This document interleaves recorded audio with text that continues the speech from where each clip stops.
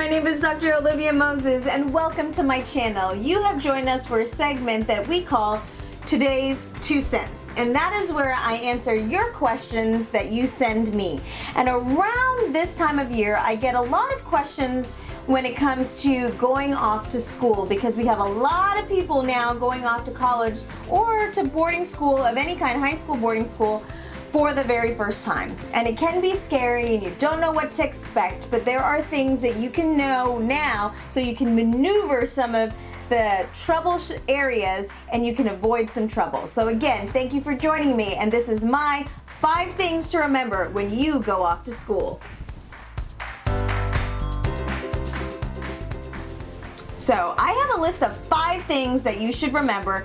They are all important, so they're not in order of importance, and I might have to make this a series because there's a lot of things that you should know that potentially could keep you out of trouble when you're going off to school.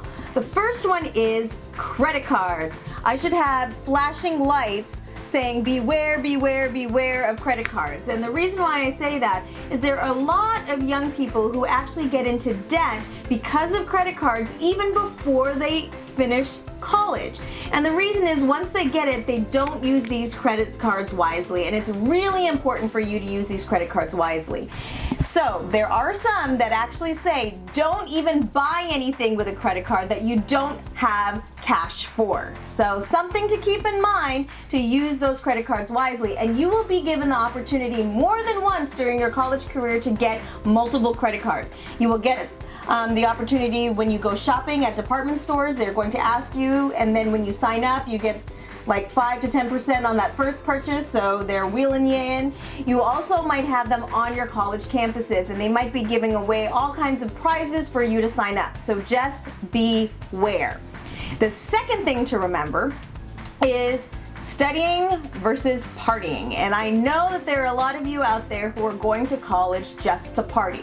However, if you are going to be skipping class, if you're going to be failing out of class, think about that and think about what you are spending to do all of this partying. Because just so you know, you can actually party without spending thousands of dollars on classes that you are not attending. So whether you are staying up to 4 o'clock in the morning playing video games or binge watching shows, please remember you can do all of that during the holidays, but study, study, study, because that's what you're there for.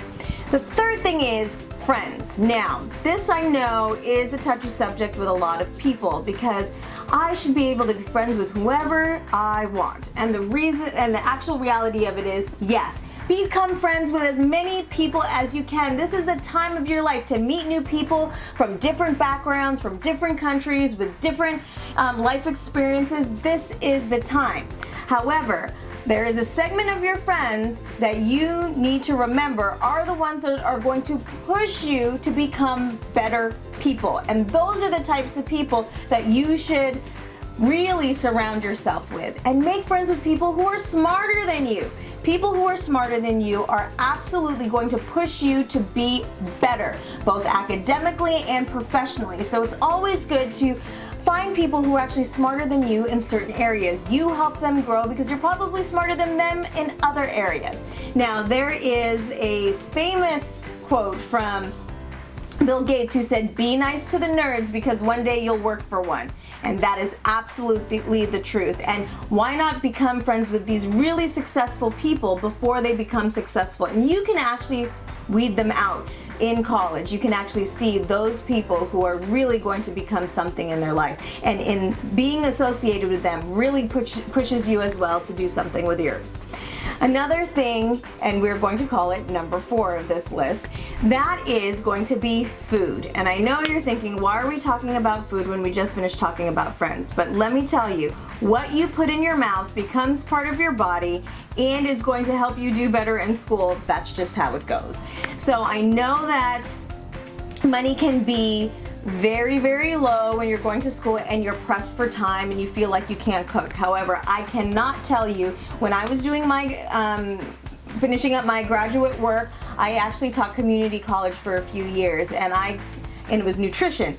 And I got to know a little bit about the habits of college students and nutrition, whether it is getting a lot of your weekend calories from alcohol or it's eating cereal and ramen noodles 3 times a day.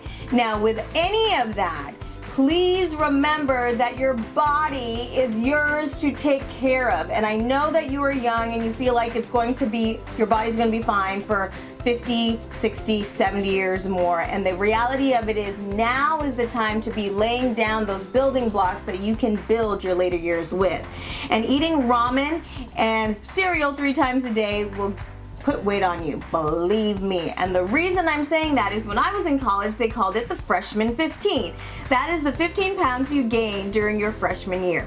Now, in some of the other lectures that I've done with college students, a lot of them are saying now it's called the freshman 30 because in the first year they're gaining 30 pounds. Now, I will tell you this, after you finish college, there are a lot of people who do not lose that weight once they're done. So now they're starting their life 30 pounds heavier. So don't do it to yourself. Don't do it. Don't do it.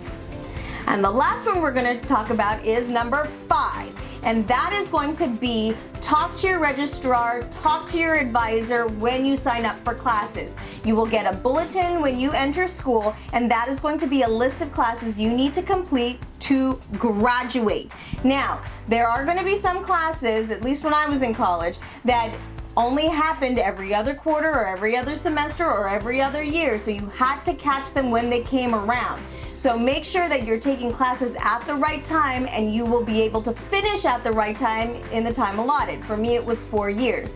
Now, there are those horrendous cases, and let me tell you, I know more than one person who actually got to the end of their college time and they thought they were graduating, but then they found out they had 1 or 2 classes left that they had no idea about. And can you imagine getting to the finish line and you're like 2 steps from the finish line of graduating and they're like, no!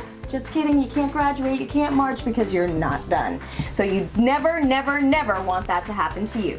So with that being said, enjoy school, make friends with everybody, study, and broaden your mind to the experience because this is the time of your life. Do well and be well. My name is Dr. Olivia Moses, and thank you so much for joining me for today's 2 Cents.